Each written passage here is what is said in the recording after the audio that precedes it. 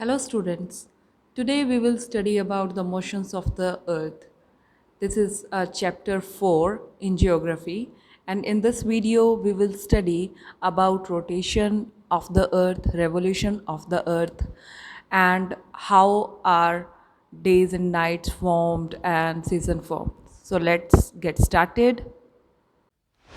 We all know कि जो अर्थ है वो रोटेट होती रहती है, अपने ही एक्सिस पर रोटेट होती रहती है। जिस तरह आप इस वीडियो में देख रहे हैं कि किस तरीके से जो अर्थ है वो अपने ही एक्सिस पर रोटेट हो रही है, इसे हम रोटेशन बोलते हैं। Okay, this is called rotation, अपने ही एक्सिस पर रोटेट होना। ये जो अपने ही तरफ घूम रही है, मतलब इसे हम रोटेशन बोलते हैं। अभी हम इसको आगे अच्छे से समझेंगे। इस चैप्टर के अंदर हम ये भी देखेंगे कि किस तरीके से अर्थ के रोटेशन होने की वजह से, अर्थ के रोटेट होने की वजह से डे और नाइट बनते हैं, किस तरीके से रेवोल्यूशन होता है, क्या होता है, हम सब इस वीडियो में करेंगे। रोटेट होते होते किस तरीके से जो अर्थ है उसका जो पार्ट सन के सामने आता है वहाँ पर डे होता है, और दूसरा पार्ट जो बैक में रह जाता है वहाँ पर नाइट होती है, वो भी हम इस वीडियो में करेंगे। We have already learnt in the previous chapter that the earth is continuously spinning on its imaginary axis from west to east. You can see the tilt here. In this picture you can see the tilt of the earth.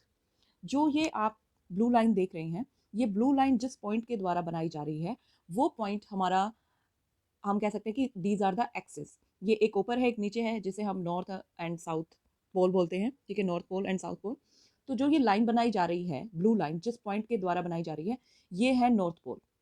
और इसी तरह का same point है नीचे की side जो आपको दिखाई नहीं दे रहा है, कभी कभी दिखाई दे रहा है जब ये मूव कर रही है, तो वो है north pole, sorry south pole. ठीक है, तो ये जो आप देख रहे हैं कि ये थोड़ी सी टेढ़ी है, जो अर्थ है थोड़ी सी टेढ़ी है, और इसीलिए हम कहते हैं कि the earth is tilted it on its axis. अपने ही एक्सिस पर ये थोड़ी सी टिल्ट है, बिल्कुल सीधी नहीं है।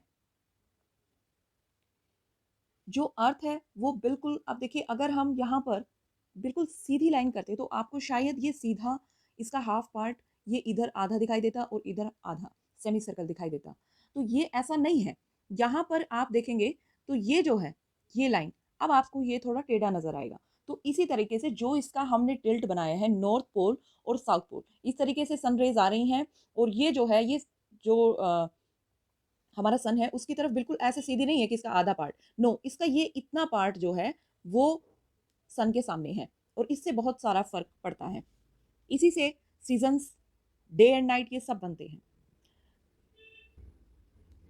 यहाँ पर भी आप देख सकते हैं कि जो अर्थ है किस तरीके से अपने टिल्ट पर कितने डिग्री तक झुकी हुई है, और ये 23.5 तक जो इसका एंगल है वो एक वर्टिकल और परपेंडिकुलर लाइन हम कह सकते हैं, उसकी तरफ से ये झुका हुआ है। ठीक है, और दो the in other words we can say the earth axis makes an angle of 66.5 with its orbital plane.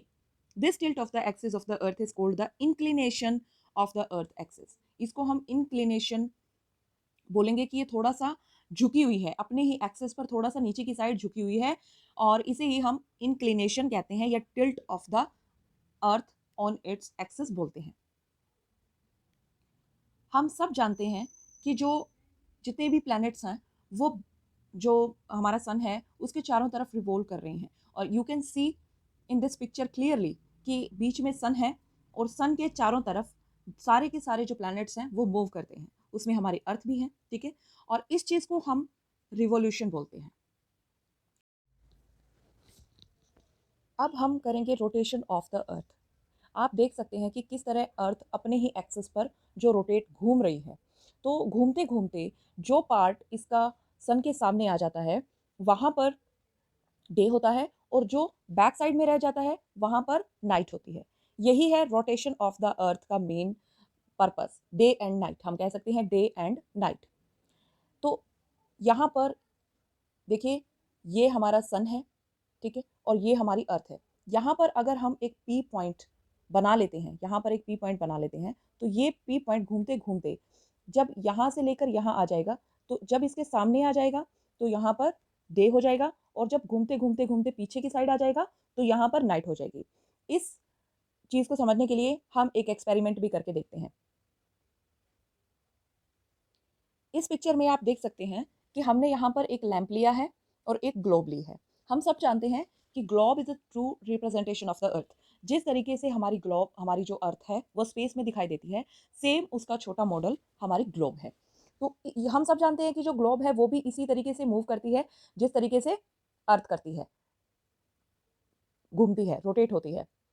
ठीक है, तो यहाँ पर हम देखें कि ये जो हमारे पास ग्लोब है, इस ग्लोब को हम बिल्कुल लैंप के साइड सामने रखते हैं। ठीक है, लैंप को जलाते हैं तो हम, ये गोल है, गोल है तो इतना पार्ट जो पीछे वाला पार्ट है, यहाँ पर इसकी रोशनी नहीं जा पाती, जो सनरेज हैं वो नहीं जा पाती, तो इसलिए यहाँ पर नाइट होती है और इस साइड पे डे होता है। जो बिल्कुल सामने आता है वहां पर डे होता है। ठीक है, लेकिन जैसे ही ये पार्ट घूमते घूमते पीछे की साइड चला जाता है तो वहां पर नाइट हो जाती है, और ये जो पीछे वाला साइड है ये आगे आ जाता है और इधर डे हो जाता है। और इसमें एक डिफरेंस और भी है, वो ये है कि जैसे जैसे यहाँ से लेकर यहाँ तक पहुंचती है वो जगह, तो यहाँ पर हल्की हल्की रोशनी आनी स्टार्ट हो जाती है। यहाँ पर इस स्टेज पर हल्की हल्की रोशनी आनी स्टार्ट हो जाती है, जिसे हम डान बोलते हैं।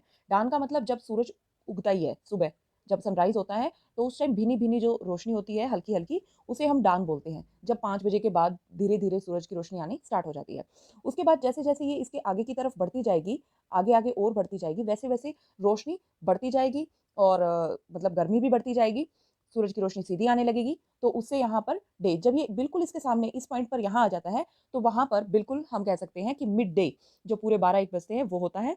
और उसके बाद धीरे धीरे फिर ये पीछे की साइड, ऐसे पीछे की साइड जाना शुरू हो जाती है। तो जैसे ये पीछे की साइड जाना शुरू हो जाएगी तो वहां पर क्या होगा, वहां पर इवनिंग हो जाएगी, क्योंकि वहां जैसे जैसे साइड में जाने लगेगी तो उसकी जो रोशनी है वहां पर उस जगह पर थोड़ी थोड़ी कम होने लगेगी। जैसे सुबह के टाइम होता है, लेकिन सुबह के टाइम तो यहाँ पर आती है तो कम पड़ती है, लेकिन उसके बाद बढ़नी शुरू हो जाती है। लेकिन यहाँ इस पॉइंट से गुजरने के बाद क्या होता है कि वो जो उसका मतलब जो उसकी रोशनी है, सूरज की जो रोशनी है, वो कम होना स्टार्ट हो जाएगी धीरे धीरे, कम होते होते होते, और जैसे जैसे वो और आगे बढ़ता जाएगा और आगे बढ़ता जाएगा तो वो पीछे की साइड आ जाएगी और वहां पर रात हो जाएगी। अब इसमें मेन बात क्या है, इसमें मेन बात है कि ये जो रोटेशन है, जैसे मान लिया कोई पॉइंट अभी यहाँ है, ये पॉइंट यहाँ से घूमेगा और यहाँ तक आएगा, फिर उसके बाद यहाँ से घूमेगा वापस यहाँ आ जाएगा घूमते घूमते। तो ये जो टाइमिंग है इसमें वो 24 घंटे का टाइम लेता है। यानी कि एक पॉइंट यहां से चला और वापस घूम के इसी जगह आने में वो 24 घंटे का टाइम लेता है, 24 आवर्स। तो जो 24 आवर्स है, इसीलिए एक दिन के अंदर 24 आवर्स माने जाते हैं, क्योंकि जो अर्थ की रोटेशन है वो 24 आवर्स का टाइम लेती है। एक जो जगह है उस जगह से वापस उसी जगह पर आने के लिए उसे 24 घंटे का टाइम लगता है। इसीलिए हमारे एक दिन में 24 घंटे का टाइम होता है। तो ये, आई होप कि इतना तो आपको यहाँ तक अच्छे से समझ आ गया होगा। अब इसके बाद हम रेवोल्यूशन के बारे में भी पढ़ेंगे। रोटेशन से बस इतना याद रखना है कि रोटेशन की वजह से ही दिन रात बनते हैं। आप सोचिए कि अगर रोटेशन ना होती तो ये एक ही हिस्सा हर टाइम सूरज के सामने रहता और ये हर टाइम सूरज के बैक साइड में रहता, यानी कि यहाँ पर रोशनी कभी नहीं आती, तो यहाँ पर पूरा साल रात रहती और यहाँ पर पूरा साल दिन रहता। ठीक है, तो इसीलिए जो हमारे ये सर्कल है दिन और रात का, ये इसी की वजह से, रोटेशन की वजह से ही होता है। जिस साइड सूरज की रोशनी बिल्कुल सीधी अर्थ पर पड़ती है उसी साइड में रोशनी होती है, उसी साइड दिन होता है, बाकी आधे हाफ में नाइट होती है।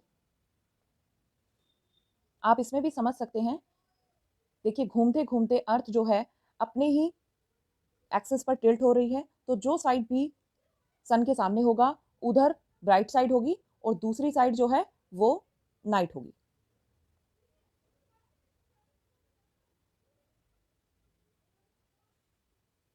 अर्थ के टिल्ट के बारे में आप यहाँ पे भी अच्छे से देख सकते हैं कि किस तरीके से अर्थ का टिल्ट है। अगर हम इसको बिल्कुल सीधा मानेंगे, इसके जो एक्सेस है उनको बिल्कुल सीधा रखेंगे, नो टिल्ट है तो not real, and real tilt like the real earth. और ऐसे ही हमारा ग्लोब भी बना हुआ होता है और इसी की वजह से हमारे सीजन्स बनते हैं और इसी की वजह से हमारे दिन, एक तरफ दिन और एक तरफ रात होते हैं।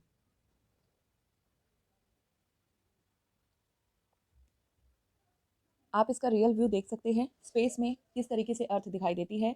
जो भी हिस्सा इसका सन के बिल्कुल सामने है, जहाँ पर रेज आ रही हैं, वहाँ पर डे होगा, और इस साइड में आपको बिल्कुल हिस्सा दिखाई ही नहीं दे रहा होगा अर्थ का, क्योंकि यहाँ पर नाइट है, यहाँ पर बिल्कुल भी सनरेज डायरेक्ट नहीं पड़ रही हैं। तो इसीलिए जो रोटेशन है, रोटेशन की वजह से ही हमारे दिन और रात होते हैं।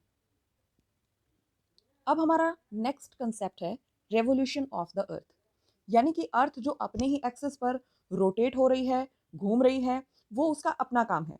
उसका उससे क्या होता है, दिन और रात बनते हैं। लेकिन अब रेवोल्यूशन ऑफ द अर्थ क्या है? रोटेशन तो अपने ही एक्सिस पर घूमना है, तो रेवोल्यूशन का क्या मतलब है? रेवोल्यूशन वो होता है जब अर्थ जो है अपने ही एक्सिस पर रोटेट होते होते जो सन है उसके चारों तरफ भी चक्कर काटती है। ठीक है, तो जैसे रोटेशन से डे एंड नाइट बनते हैं, वैसे ही रेवोल्यूशन से ईयर्स बनते हैं, सीजन्स बनते हैं। You can see in this picture, earth जो है वो अपने ही एक्सिस पर रोटेट हो रही है, रोटेट होती जा रही है, और उसके जो छोटा सा आपको दिखाई दे रहा है जो अर्थ के चारों तरफ मूव कर रहा है, वो मून है। ठीक है, मून भी जिस तरह अर्थ सन के चारों तरफ चक्कर लगा रही है, उसी तरह मून भी अर्थ के चारों तरफ चक्कर लगा रहा है, और इसलिए ये सैटेलाइट है हमारी अर्थ का। तो इसको हम रिवॉल्यूशन बोलते हैं, जब अर्थ अपने ही एक्सिस पर रोटेट होते होते अपने जो सन है उसके चारों तरफ रिवॉल्व होती है, चक्कर काटती है। किस तरीके से अर्थ सन के चारों तरफ चक्कर काटती है? We already know that the earth completes one revolution around the sun in an elliptical orbit in 1 year. एक ईयर के अंदर ये चक्कर इसका पूरा होता है। जिस तरह इसका अपनी रोटेशन का टाइम 24 आवर्स है, उसी तरह सूरज के चारों तरफ चक्कर लगाने का इसका जो टाइम है वो है 1 ईयर। यानी कि जैसे अब ये यहाँ से चली और यहाँ से यहाँ वापस आते हुए इसको पूरा 1 ईयर लग जाएगा, यानी कि 365 days plus plus 6 hours total लगता है इसको। 365 days plus 6 hours. You can see here how the earth revolves around the sun, and जो इसकी एसेंट्रिसिटी में जो चेंज हो रहा है वो भी आप यहाँ पे देख सकते हैं कि कैसे इसकी एसेंट्रिसिटी जो है वो चेंज हो रही है। यहाँ पर एक फ़र्क आपको दिखाई दे रहा होगा, घूमते घूमते यहाँ पर आती है और फिर ऐसे जाती है, फिर ये यहाँ पर दोबारा आएगी तो ये थोड़ा सा बढ़ जाएगा।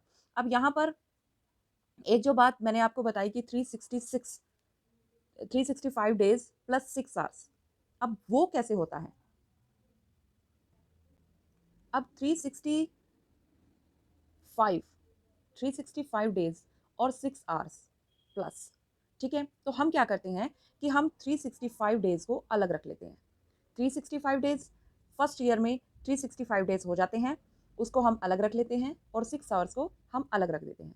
नेक्स्ट ईयर फिर 365 डेज होते हैं और 6 जो आवर्स हैं उनको हम अलग रख देते हैं। नेक्स्ट ईयर फिर 365 डेज होते हैं और 6 आवर्स को हम अलग रख देते हैं। अब आया फोर्थ ईयर, फोर्थ ईयर में भी हम क्या करेंगे, 365 डेज रखेंगे और 6 को अलग कर देंगे। अब देखिए ये 4 6 1 जा 6 2 जा 12 6 3 जा 18 एंड 6 4 जा 24, ये टोटल 24 आवर्स बन जाता है। जब ये 24 आवर्स बन जाता है तो आपको पता है कि एक दिन के अंदर 24 आवर्स होते हैं, यानी कि 24 घंटे होते हैं। तो ये हमारा दिन 4 सालों में 6 घंटे करके एक दिन पूरा हो जाता है। तो इस एक दिन को हम जो हमारा लास्ट जो फोर्थ ईयर होता है उसमें ये एक दिन और ऐड कर देते हैं, और यहाँ पर ये हो जाता है 366 डेज, और इसको हम लीप ईयर बोलते हैं, जिसके अंदर हमारी फरवरी में 28 डेज होते हैं। 28 की जगह 29 डेज होते हैं। 365 बाकी सालों में 28 डेज होते हैं, फरवरी में 29 डेज होते हैं। हर 4 साल के बाद उसको हम लीप ईयर कहते हैं, क्योंकि ये जो 6 घंटे हमने हर साल अलग निकाले थे, इनका 4 सालों के बाद एक पूरा दिन बन जाता है, और फिर वो दिन हम यहाँ पर ऐड कर देते हैं। तो इस तरीके से रिवॉल्यूशन से हमारा ईयर बनता है। जो हमारी अर्थ है वो अपने जब सूरज का चक्कर लगाती है तो यहाँ से यहाँ आने में ये पूरा एक ईयर यानी कि 365 डेज लगाती है, और उसी को ही हम ईयर मानते हैं। अब आपको ये पता चल गया होगा कि दिन के अंदर 24 घंटे ही क्यों होते हैं और साल के अंदर 365 दिन ही क्यों होते हैं। ये हमारी अर्थ के रोटेशन और रेवोल्यूशन पर डिपेंड करता है। और जो डिस्टेंस है अर्थ और सन के बीच, वो changes in the course of its revolution on the elliptical orbit, as you can see in this picture, कि जो डिस्टेंस है अर्थ का और सन का, वो जो चेंज किस तरीके से हो रहा है वो भी आप यहाँ पर देख रहे हैं। एक तरफ 147 मिलियन किलोमीटर है और दूसरी तरफ है 152 मिलियन किलोमीटर। और जो मिनिमम डिस्टेंस है वही आपको यहाँ पर बताई गई है। जो मिनिमम डिस्टेंस है वो 147.5 मिलियन किलोमीटर है। जो सबसे कम डिस्टेंस और जो सबसे ज़्यादा है, ज़्यादा से ज़्यादा 152.6 मिलियन किलोमीटर है अर्थ के और सन के। और ये होती है, ये मैं आपको बता देती हूँ कि ये जो दूरी आप देख रहे हैं 147 किलोमीटर, ये होती है 4 जनवरी को, 4 जनवरी, ये याद रखना है आपने। और ये जो है 57 वाली, 152 वाली, ये होती है 4 जुलाई को, ये आपने देखना है। और ये सिर्फ अर्थ के साथ ही नहीं होता है, बल्कि बाकी के जितने भी प्लैनेट्स हैं उनके साथ ऐसा ही होता है। आप देख सकते हैं यहाँ पर इसमें कि जो ये जो सर्कल बने हुए हैं कि इस साइड ज़्यादा है डिफरेंस और इस साइड कम है, ये हर किसी के साथ होता है। अब यहाँ पे जो वीनस का एक्सेस है, हम यहाँ पे देखते हैं कि ये कम है और ये ज़्यादा है, ठीक है, एज इट इज़ आगे भी। तो इस तरीके से एक्सेस के अंदर और distance between the sun and the planet वो अलग अलग होता है, एक तरफ ज़्यादा मिनिमम हो सकता है, एक तरफ कम, मतलब कम, एक तरफ ज़्यादा हो सकता है। अब हम करेंगे कि रेवोल्यूशन के होने से, जो रेवोल्यूशन ऑफ द अर्थ है और जो सीजन्स है उनके अंदर क्या है, क्या मतलब कनेक्शन है। We know that rotation and revolution of the earth are very essential for causing day and night and occurrence of various seasons. अब आप यहाँ पे देखिए, अगर रोटेशन नहीं होगी और रेवोल्यूशन नहीं होगी तो सीजन्स भी नहीं होंगे। यहाँ आप एक बार इसको ध्यान से देखिए, इस चीज़ को आप ध्यान से देखेंगे तो आपको डेफिनेटली पता चल जाएगा कि यहाँ क्या है।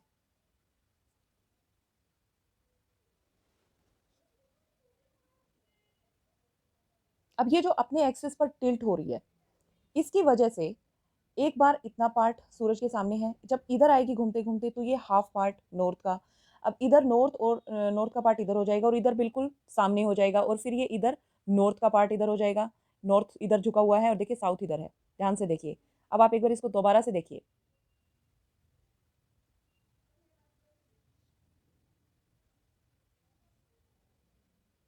आप देख पा रहे होंगे कि जो पार्ट भी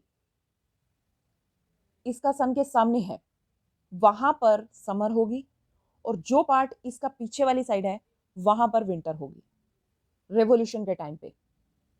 अब हम इसको आगे समझेंगे। अब आप इस पिक्चर में देख सकते हैं, बीच में हमारा सन है और इधर से ये जो हमारी अर्थ है ये रोटेट हो रही है और ये इसका एंगल बना हुआ है जिसपे ये टिल्टेड है, ये झुकी हुई है। अब जब ये यहाँ पर आती है तो देखिए इसका जो ये पार्ट है, इस साइड वाला ये जो पार्ट है ये सूरज के बिल्कुल सामने है। ये जो टाइम है ये मार्च 21 का टाइम होता है, और इसमें नॉर्दर्न हेमिस्फीयर में स्प्रिंग होती है, स्प्रिंग सीजन होता है।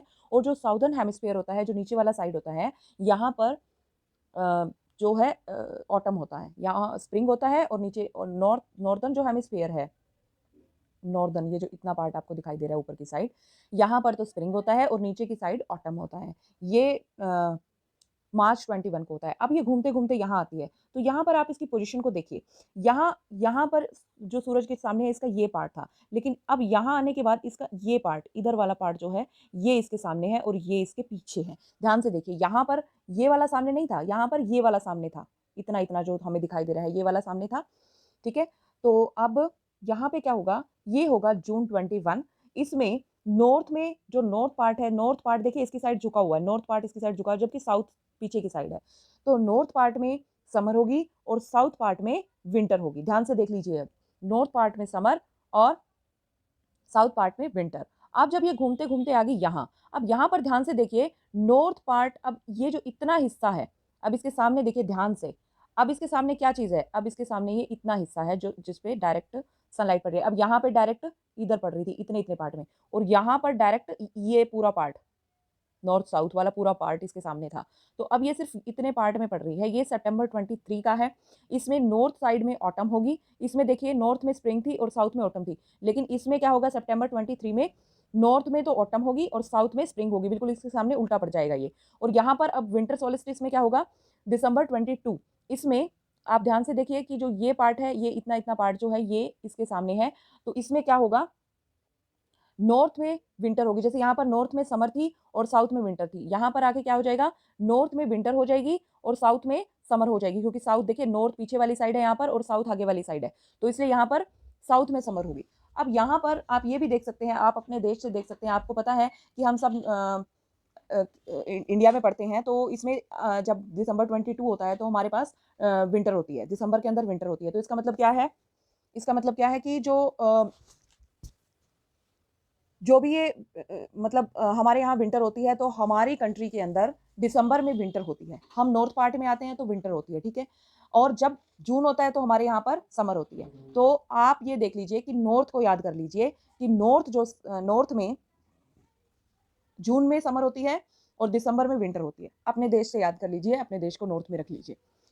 तो अब आपको position of 21 June, position of 23 September, position of 22 December and position of 21 मार्च, ये चीज़ें आपको यहाँ पर मैंने बता दी है। और जो north pole has darkness for about 6 months from 23 सितंबर to 21 March, where are the south pole has sunlight during this period. जो नॉर्थ पोल होता है उसमें लगभग 6 महीने तक जो हमारा 23 सितंबर से लेकर 21 मार्च तक 6 महीने हो गए हैं। और यहाँ पर इसमें डार्कनेस होती है, नॉर्थ पोल में डार्क होता है, बिल्कुल अंधेरा होता है नॉर्थ पोल के ऊपर, ठीक है। और यहाँ पर आपने देखा ही है, ठीक है, 23 से सितंबर से 23 से 20 यहाँ तक 1 तक आप देख रहे हैं नॉर्थ पार्ट सूरज के सामने है ही नहीं, पीछे वाली साइड है। तो इसलिए यहाँ पर ये 6 महीने बिल्कुल अंधेरा रहता है, बिल्कुल भी रोशनी नहीं आती है, ठीक है। और उस टाइम पर साउथ पोल में जो है सनलाइट रहती है, क्योंकि साउथ पोल यहाँ से यहाँ तक देखिए सूरज वाली साइड है।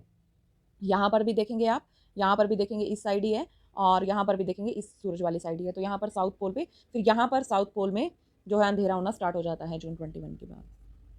और जो नॉर्थ पोल है उसमें सनलाइट होती है तकरीबन 6 महीने। तो ये नॉर्थ पोल और जो साउथ पोल हैं दोनों ही ये 6 महीने अंधेरा और 6 महीने रात ऐसे होती है। तो ये चैप्टर आपका हो गया कंप्लीट। आई होप कि आपको ये चैप्टर अच्छे से समझ आ गया होगा। इसके कुछ की पॉइंट्स भी हैं, जैसे कि एक्सिस क्या होता है। Axis is a line that joints the north and south pole about which the earth rotates, and then inclination is degree of sloping of the earth. जो ये टेढ़ी इस तरीके से है, इसे हम इंक्लिनेशन झुकाव बोलते हैं।